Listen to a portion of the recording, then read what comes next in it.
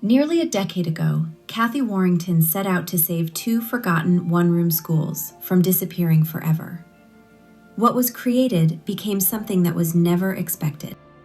That they actually ended up being really a retreat for people. We live very loud, busy lives, and these schools calm people down, and they provide a really peaceful space for them just to be and to be with each other.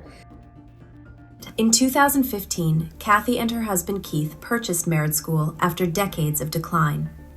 A year later, they rescued Magna Bonum School from demolition and moved it beside Merritt, beginning a restoration journey that would take years.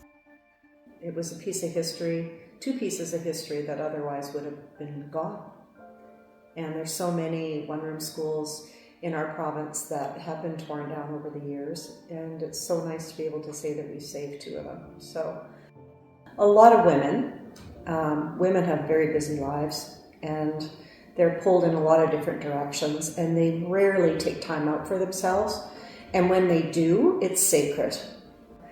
I would have to say that's probably the number one use for these schools has become, over the 5 years this year that we've been open, just a sanctuary for people. And that's pretty cool, because we don't have a lot of those available, not locally anyway. We've even had women actually increasingly that just book the little school, Magna Bonum School, just for themselves, just to get away from everybody.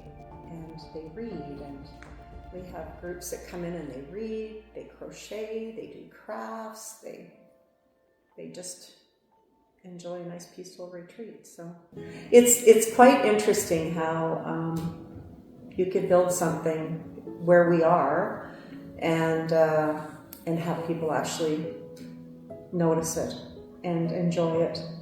You know, it was never our goal doing this to get rich. We always tried to make it affordable for people. You know, it's never been a get-rich-quick scheme at all.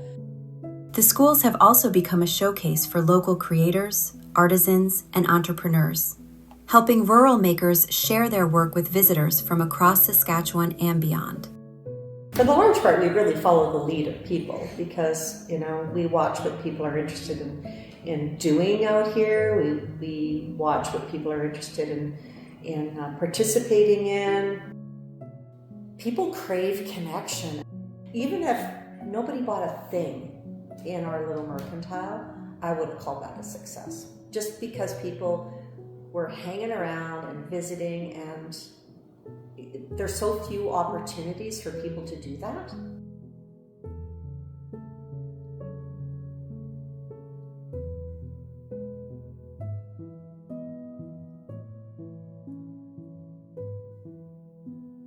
For Kathy Warrington, preserving two prairie schoolhouses was never just about saving old buildings. It was about creating a place where history is honored, community is strengthened, and people can simply slow down and reconnect.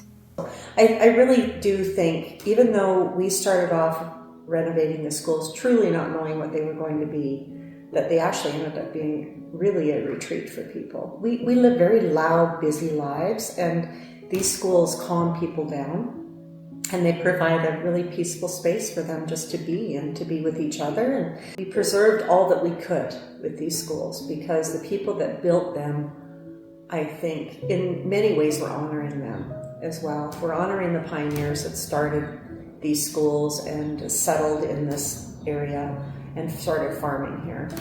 It's really a tribute to them as well. Celebrating the women who are helping build and strengthen our communities every day.